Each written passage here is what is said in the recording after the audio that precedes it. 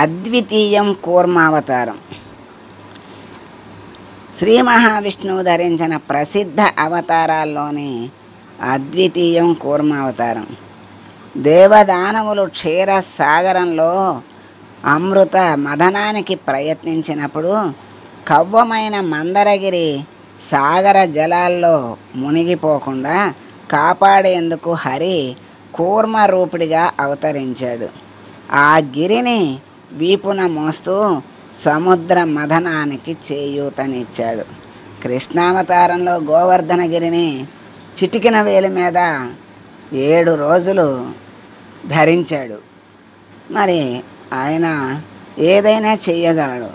మరి మందర పర్వతం మునిగిపోకుండా ఇప్పుడు ఆ గిరిని వీపు మీద మొయ్యటానికి కూర్మావతారం ధరించి వాళ్ళకి సహకరించాడు.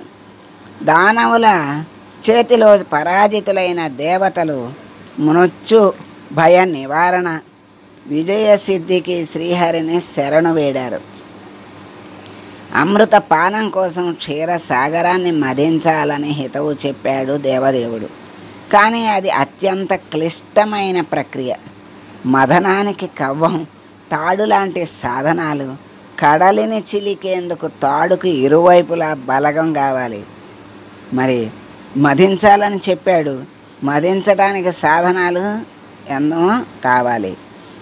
అది తమ వల్ల మాత్రమే సాధ్యం కాదు అనే ఆలోచనలో పడ్డారు దేవతలు.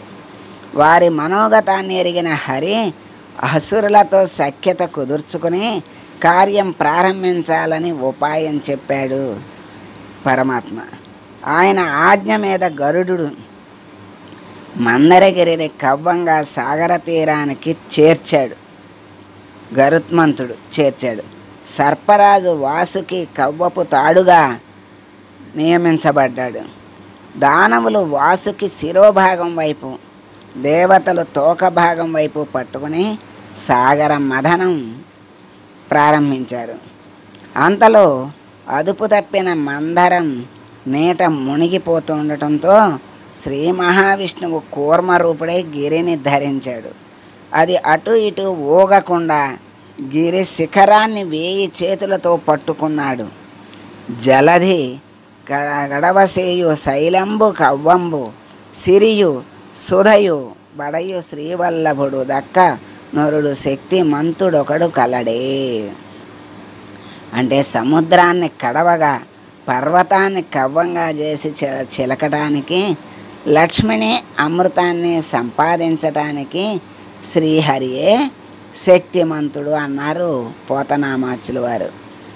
ఆది శ్రీకూర్మం యావత్ భారతదేశంలోనే ఏకైక కూర్మనాథాలయం ఆంధ్రప్రదేశ్ శ్రీకాకుళం జిల్లాలో వంశధార నాగావళి నదుల మధ్య వెలసింది.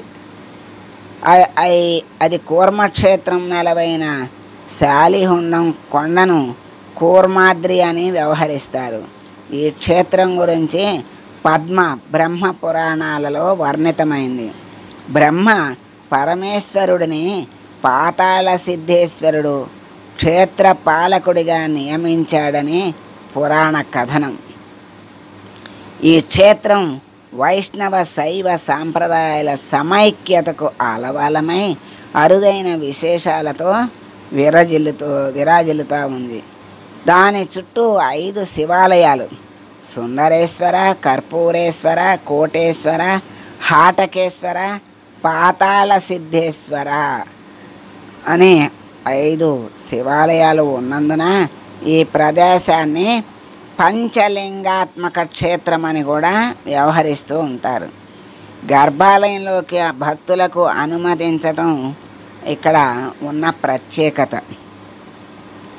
ఈ ప్రాంతాన్ని ఏలిన శ్వేత చక్రవర్తి తపస్సుకు మెచ్చి కూర్మ రూపంలో సాక్షాత్కరించిన విష్ణువు ఆ రూపంలోనే తనను అర్చించాలని చెప్పినట్లు ఒక వటవృక్షం వద్ద చక్ర ప్రయోగంతో నిర్మించాడని, అదే చక్ర తీర్థం కూర్మగుండం, శ్వేతగుండం అనే పేర్లతో ప్రసిద్ధికెక్కిందని స్థల పురాణం చెప్తోంది. ఆ సరస్సులో అవతరించిన శ్రీ మహాలక్ష్మి శ్రీ కూర్మ నాయికగా పూజలు అందుకుంటున్నారు. ఈ పుష్కరిణి మోక్షస్థానంగా వ్యవహరిస్తారు. కాశీ, పూరి క్షేత్రాలలో మాదిరిగా ఇక్కడ పిండ ప్రదానాలు కూడా చేస్తారు. నదీ తీరాలలో మాదిరిగా పుష్కరిణిలో అస్థి నిమజ్జనం చేస్తారు. అవి సాలగ్రామాలవుతాయని ప్రతీతి. ఈ పుష్కరిణిలో మాఘ శుక్ల చవితి రోజు గంగాగమన యాత్ర జరుగుతుంది. కూర్మనాథుడు శనీశ్వరునికి అధిదేవత కనుక ఈ ఆలయం దర్శనంతో శనిదోష నివారణ అవుతుందని చెప్తారు. ఇతర వైష్ణవ క్షేత్రాలకు భిన్నంగా జంట ధ్వజస్తంభాలు ఉండటం ఈ ఆలయానికి ఉన్న ప్రత్యేకత. ఆలయ తూర్పు దిక్కున ధ్వజస్తంభం ఉండటం సర్వసాధారణం. ఈ స్వామి క్షేత్రంలో పడమర వైపు చూస్తున్నాడు స్వామి కనుక అటువైపున రెండవ ధ్వజస్తంభం ఏర్పాటైంది. భగవద్ రామానుజులు పూరీ జగన్నాథ స్వామి దర్శనానంతరం ఈ ఆలయాన్ని పునఃప్రతిష్ఠించారని ఈ క్షేత్రంలోని శాసనం బట్టి తెలుస్తోంది. త్రేత ద్వాపర యుగాలకు చెందిన లవకుశులు, బలరాముడు, ఈ యుగంలో శంకర భగవత్పాదులు సహా ఎందరో మహనీయులు ఈ క్షేత్రాన్ని దర్శించారని పురాణేతిహాసాలు చెప్తున్నాయి.